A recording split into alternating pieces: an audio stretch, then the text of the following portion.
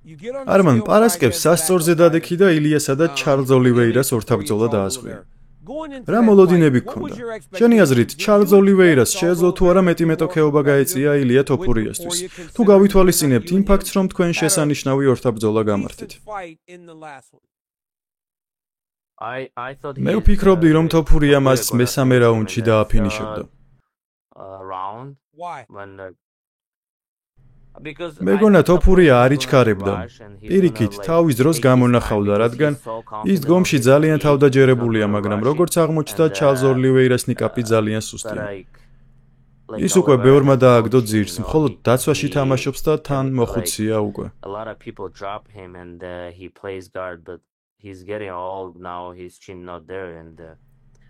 მას ასევე პრობლემები აქვს წონის კლებასთან დაკავშირებით.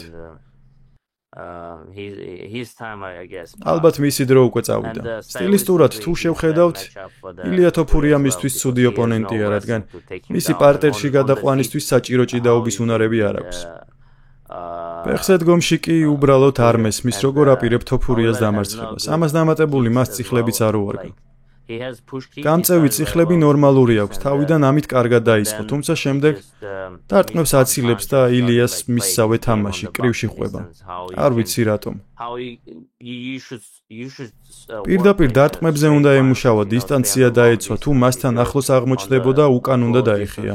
ან ჭიდაობა დაეწყო, პარტერში გადაყვანა ეცადა. წინა რიგებიდან, როდესაც უყურებდით ამ ბრძოლას და შემდეგ თქვენი რეაქციები გამოჩნდა, მაინტერესებს რა იყო თქვენი თავდაპირველი ფიქრები ილია თოფურიაზე. მან ხომ ჩარლზ ოლივეირამდე ჯერ ალექსანდრე ვოლკანოვსკი, ხოლო შემდეგ მაქს ჰოლოვეი დაანოკაუტა.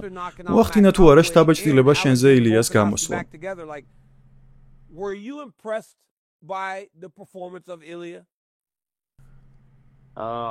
შთაბეჭდილება ნამდვილად მოახდინა, რადგან მან პირველ რაუნდში დაასრულა ბრძოლა. ისედაც ვიცოდი, რომ ის ამჟამად ერთ-ერთი საუკეთესო მოკრივეა ამ დივიზიონში. მისი საუკეთესო იარაღი კრივია. და როცა მან ჩარლზი ამგვარად დაანოკაუტა, ამან განმაცვიფრა. ის ასე უბრალოდ პირდაპირ წინ დავარდა. He just falls straight, you know. Yeah, so მოკლედ ძალიან კარგი ნოკაუტი იყო. Arman, შენ ნომერ პირველი კონტენდერი იყავი ისლამთან ბრძოლისთვის, თუმცა ჩხუბი როცა არ შედგა, დანამ თქვა, რომ თავიდან მოგიწევდა ბრძოლების ჩატარება. თუ აქამდე ფიქრობდნენ, რომ წონის კლებასთან დაკავშირებით პრობლემები გქონდა, შენ ბოლო ბრძოლაში საპირისპირო დაამტკიცე. წონის დაცვა ისევ შეგიძლია. შესაბამისად, გეძლევა საშუალება კვლავ ნომერ პირველი კონტენდერის პოზიციას დაუბრუნდე. ბრძოლის შემდეგ ილია თოფურიამ რამდენიმე მებრძოლი გამოიწვია. მან გეიჯის და პედის დაუძახა. პედი იყო ის, რომელიც ოქტაგონზე შევიდა. პირველ რიგში მითხარი, ეს როგორ მოხდა? ის რომ პედი შევიდა ოქტაგონზე და არა შენ, ნომერ პირველი კონტენდერი.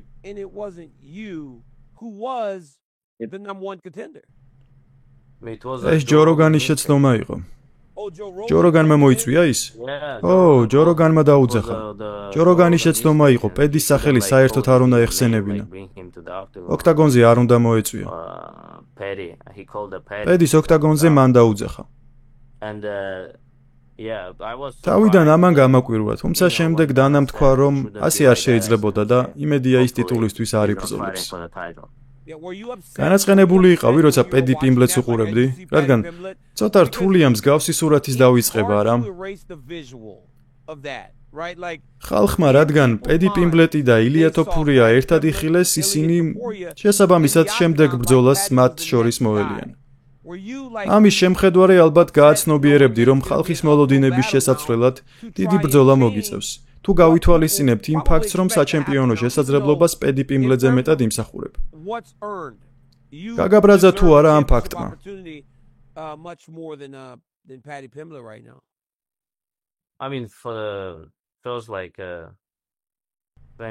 დაახლოებით 20-30 წუთი, რა თქმა უნდა, გაბრაზებული ვიყავი და ჩემთვის ფიქრობდი, ეს MMA კი არა, რესლინგია. რასაც უნდა იმას აკეთებენ მეთქი, ხომ გესმის? აქამდე მე ყველასთან ვჩხუბობდი. შესანიშნავი გამარჯვების სერია მაქვს, რომელიც ტოპ მებრძოლებთან მოვიპოვე. თუმცა შემდეგ როცა დანას ინტერვიუ მოვისმინე, სადაც პედიზე საუბრობს, დავწყნარდი. იმედია შემდეგ სატიტულო ბრძოლას ის არ გამართავს და მის მაგივრად მე ვიბრძოლებ, რადგან ნომერ პირველი კონტენდერი ვარ და ყველაზე მეტად ვიმსახურებ. მინდა ჯერ მე ვიჩხუბო. შემდეგ შეუძლიათ მათი ბრძოლონ. ბრძოლის შემდეგ 155-ის დივიზიონის სამომავლო გეგმებზე რამე ხომ არ ხსმენია. მაგალითად, შენზე ილიაზე პედიზე ან გეიძე, რომელმაც ბოლო ბრძოლა მოიგო და საჩემპიონო შესაძლებლობას ითხოვს. UFC გადაწყვეტს ვინ იბრძოლებს ტიტულისთვის. შემატკივრებს თუ კითხავ, ისინი ჩემს სახელს ახსენებენ. რადგან იციან ვინ არის ნამდვილი კონტენდერი, მჯერა რომ მხოლოდ მე შემიძლია თოფურიას დამარცხება. როგორ ფიქრობ მის დამარცხებას? როგორ მეტოქეთ წარმოგიდგენია ის? თუ მის იმიჯს შევხედავთ, დავინახავთ, რომ მას ყველაფერი იდეალურად აქვს აწყობილი. ლამაზი ოჯახი, დიდი მედია გავლენა, ბრძოლა შეუძლია. მის ბრძოლის მხარეს თუ განვიხილავთ. რას ფიქრობ, როგორ შეძლებ ილია თოფურიას დამარცხებას? ტეიქდაუნების საშუალებით ხომ არა?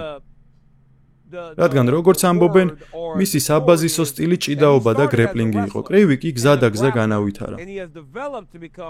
და ეს თუ სიმართლეა, მაშინ რთული იქნება მისი გაკონტროლება მხოლოდ ჭიდაობის საშუალებით, არა? უბრალოდ მინდა ვიბრძოლო და ხალხს ვაჩვენო, რომ მე განსხვავებული მებრძოლი ვარ. მე ახლა უკეთესი ვარ.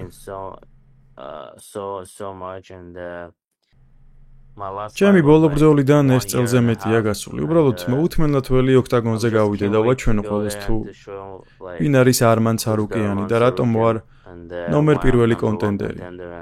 იმ დღეს მე მსოფლიო ჩემპიონი გავხდები. ასე რომ მხოლოდ ჭიდაობა არ არის. მრავალფეროვანი მებრძოლი ვარ და მასთან მხოლოდ ჭიდაობას არ ვაპირებ. კრივში დავუდგები, ფეხებს გამოვიყენებ. მაღალ წიხლებს მოვუქნევ. მოკლედ, მხოლოდ კრივს არ გამოვიყენებ.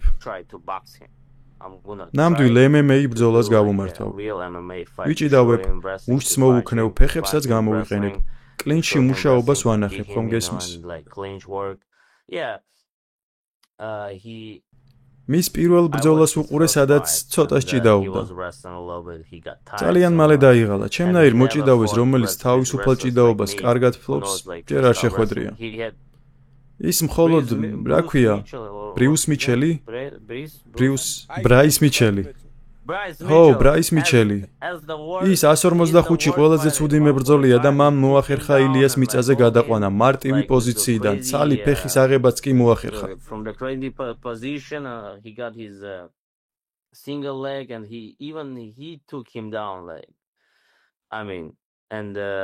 ერთი წუთის განმავლობაში ვერ მოახერხა გამოძრომა. თლიანად დაცვაში იყო. თუ ამბობ, რომ პარტერში მაგარი ხარ, დაცვაში არასდროს დგები. ან დაიძინებ, ან გამოძრომა შეეცდები. შემეძლია გითხრა, რომ მაღალი დონის მებრძოლი არ არის. შეიძლება მას ვიდეოში პადებზე დარტყმები მშვენივრად გამოდის და ჭიდაობისგან თავს კარგად იცავს. მოკლედ, მოუთმენლად ველი როდის ვაჩვენებ ჩემს თავს ყველას.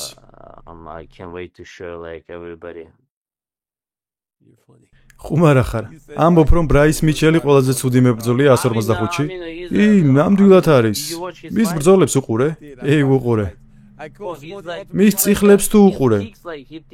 ისე იქნევს, თითქოს ბურთს ურტყავს ფეხებს. როგორც ფეხბურთში? როგორც ფეხბურთში. შეშლილი ხარ არმან, შეშლილი.